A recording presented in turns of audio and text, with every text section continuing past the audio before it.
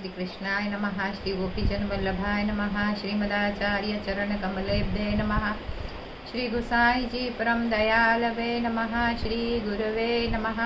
अपने माथे बिराजता सेव्य स्वरूपाय नमः। सर्व वैष्णव ने जय श्री कृष्ण। गत विडियो में આપણે દોહની કુંડ સુધી જોયું।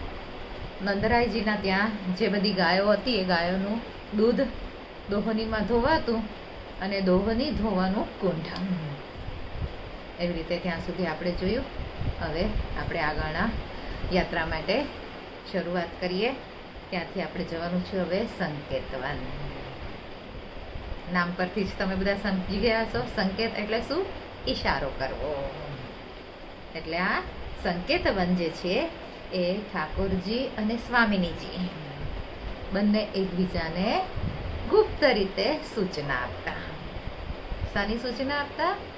કે હવે આપણે કયા સ્થાન પર મળવાનું છે, અને એટલા માટે આ સ્થાનનું નામ સંકેતવન પડી ગયું।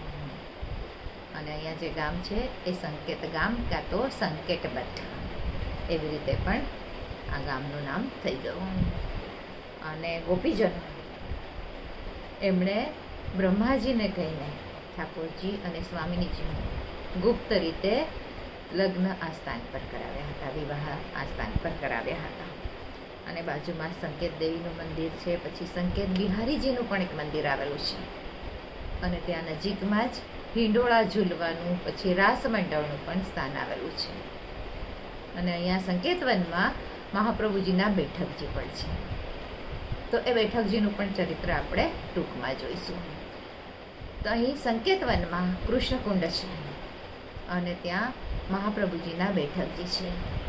મહાપ્રભુજીએ ભાગવતજીનું પારાયણ આ સ્થાન પર કરેલું હતું, અને જ્યારે મહાપ્રભુજી પારાયણ કરતા ત્યારે આ સંકેત દેવી સ્વયં સ્ત્રીનું રૂપ લઈ સુંદર વસ્ત્ર આભૂષણ પહેરીને અને મહાપ્રભુજીની સેવા માટે ત્યાં પધાર્યા। શાની સેવા કરતા? તો સુંદર રત્નજડિત દાંડીવાળું ચમર લઈને આવતા અને ચમાર ઢોળવાની સેવા એ કરતા। અને આ સંકેત દેવીનું જે મંદિર છે એની પાછળના ભાગમાં જ ગુસાઈજીની પણ એક બેઠકજી આવેલી છે।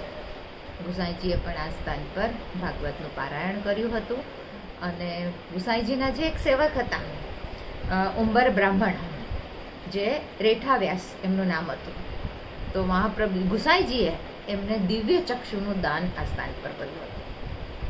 અને દિવ્ય ચક્ષુ મળ્યા પછી ગુસાઈજીએ એમને પ્રભુના વિવાહ ખેલની અલૌકિક ઝાંકી કરાવી, એટલે આ સ્થાન ખૂબ જ મહત્વનું છે। દિવ્ય ચક્ષુ મળ્યા પછી સુંદર વિવાહ ખેલના એ સેવકને દર્શન થયા। એમ તો નિહાલ થઈ ગયો એ સેવક। અને બધા યાત્રાળુઓએ બેઠકજીમાં ઝારીચરણ સ્પર્શ કર્યા, સુંદર ઝાંકી કરી, પાઠનું ગાન કર્યું, અને ત્યાંથી આગળ ચંદ્રાવલીનું જે જન્મસ્થાન છે, પ્રાકટ્ય સ્થાન રીઠોરા, આ સ્થાન પર યાત્રા ધીમે ધીમે આગળ વધી તો રીઠોરા ગામ પહોંચી। રીઠોરા વૃષભાનજીના મોટા ભાઈ જે હતા ચંદ્રભાનભાઈ, એમનું આ ગામ હતું। અને નિત્યલીલામાં ગુસાઈજી જે છે, ગુસાઈજીનું સ્વરૂપ એ ચંદ્રાવલીજીનું જ સ્વરૂપ છે, એટલે આ સ્થાન પર ચંદ્રાવલીજી અને ગુસાઈજી બંનેની બેઠકો પણ આવેલી છે।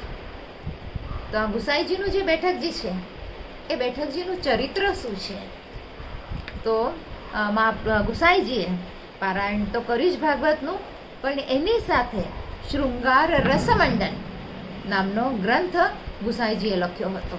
અને જ્યારે આ ગ્રંથ લખતા હતા તો આ સ્થાન પર બિરાજીને જ એમને એનું જે બીજું પ્રકરણ છે એ પ્રકરણ અહીંયા લખ્યું।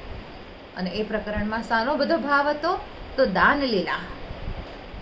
તો આ દાનલીલાનું આખું વર્ણન આ સ્થાન પર બેસીને જ ગુસાઈજીએ લખ્યું હતું। અને રીઠોરાથી પછી આપણે આગળ લગભગ કે 3 કિલોમીટર જો આગળ જઈએ તો ત્યાં નંદરાયજીના ભાઈ બીજા જે છે અભિનંદરાય, એ ગોપ, એમનું ગામ મહેરાના નામનું ગામ આગળ આવે છે। તો મહેરાના એ જે ગામ છે ત્યાં યાત્રામાં આ સ્થાન આવતું નથી, પણ ત્યાં યાત્રાળુઓ યાત્રા દરમિયાન ત્યાં એ સ્થળને જોવા માટે જાય છે, ત્યાં સ્થળની મુલાકાત લે છે.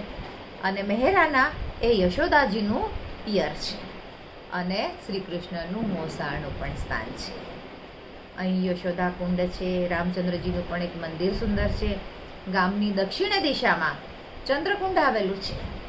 અને શ્રી બાળકૃષ્ણજી એમણે જ્યારે આકાશમાં ચંદ્રમા જોયો અને સાવ નાના હતા અને એમણે યશોદા મૈયા પાસે તો હટ કરી કે બસ મને તો એ ચાંદ ખીલોના લાવીને આપો, એ જ ખીલોનું મને જોઈએ છે. યશોદા મૈયાએ ઘણું અલગ અલગ રીતે એમને સમજાવ્યું, પણ તો બાલહટ ઠાકોરજી તો કાંઈ કરતા માને જ નહીં. એટલે પછી યશોદા મૈયાએ શું કર્યું કે એક મોટો થાળ લીધો, એ જલથી ભરી દીધો અને એની અંદર એ ચંદ્રમાજીનું પ્રતિબિંબ બતાવ્યું અને એટલા માટે આ સ્થાનનું નામ ચંદ્રકુંડ પડ્યું. તો આજ માટે આટલું જ. આના પછીનું વિવરણ આવતા વિડીયોમાં જોઈશું. આજના મારા વચનોને પ્રભુ ચરણોમાં સમર્પિત કરું છું. કૃષ્ણાર્પણમસ્તુ. જે કંઈ ભૂલચૂક થઈ હોય તે માટે ક્ષમા ચાહું છું.